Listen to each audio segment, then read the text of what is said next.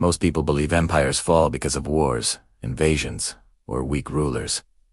But history shows something stranger, something quieter, something far more dangerous. Empires fall when their money fails, not when enemies attack, but when their own currency collapses from within. Today, we uncover a pattern so consistent, so shocking, that it appears in every empire from Rome to the Ottomans, from China's dynasties to the British Empire, and even in the modern world. The mystery begins with one simple question.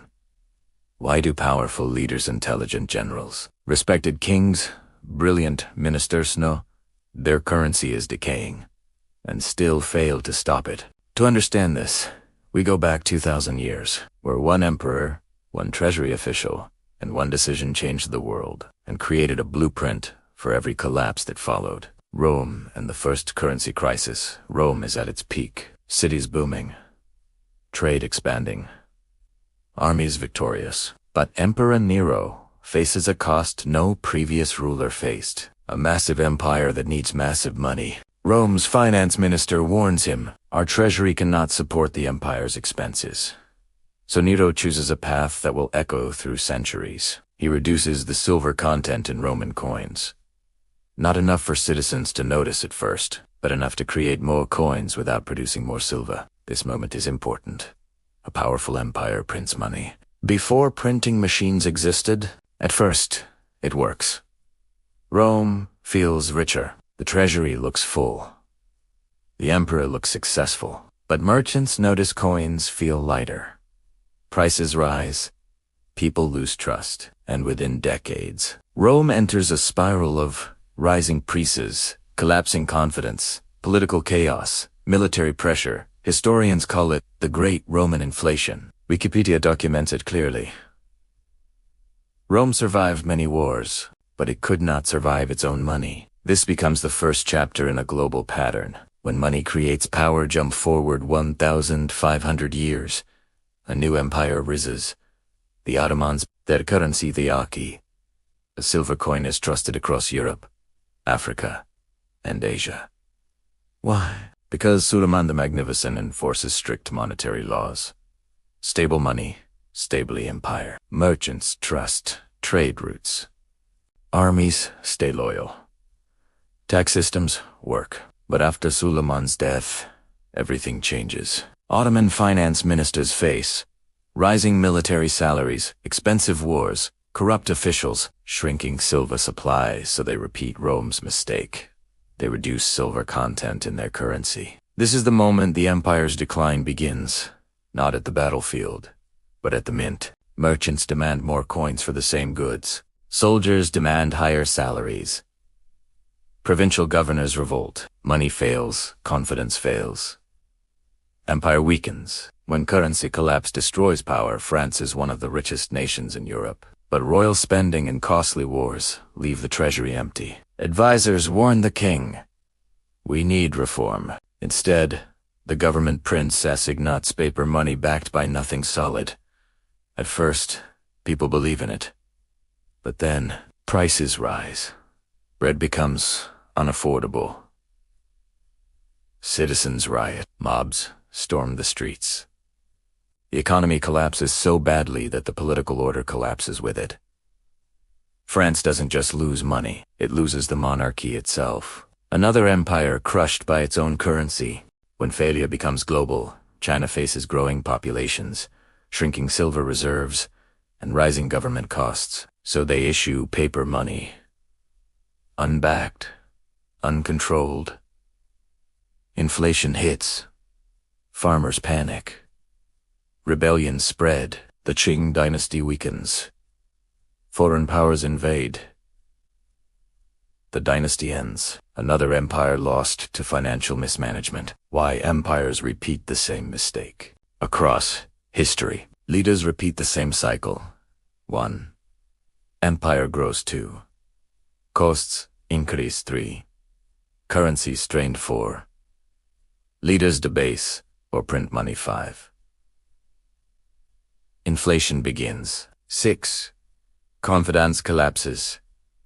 7. Empire falls. Why do leaders fail to stop it? Because currency problems always start small. A tiny decision, a minor adjustment, a temporary fix.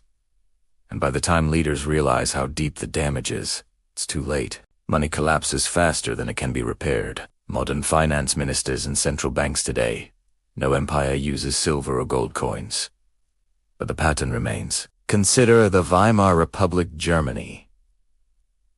Hyperinflation destroyed the government. Zimbabwe. $1 trillion banknotes lost all value. Venezuela. Currency collapse caused mass migration. Argentina. Dozens of currency resets. Sri Lanka. Government bankruptcy. And even powerful modern nations face rising debt and shrinking currency trust. The IMF, World Bank, and global economists all track one alarming trend. Most major governments print money faster than their economies grow. History shows what happens next. Empires rarely fall by invasion. They fall by inflation, just like Rome. Just like the Ottomans. Just like France. Just like China. The pattern has never broken. When money fails, everything fails. When currency collapses, three things collapse with it. 1. People lose trust. Merchants stop accepting money. They demand gold, food, or foreign currency. 2. Government loses control. Tax systems break. Debt becomes impossible to repay. Military salaries lose value. 3. Society fractures. Riots, political chaos, revolutions, civil wars. It begins with money, but it ends with empires. Every time. Every time.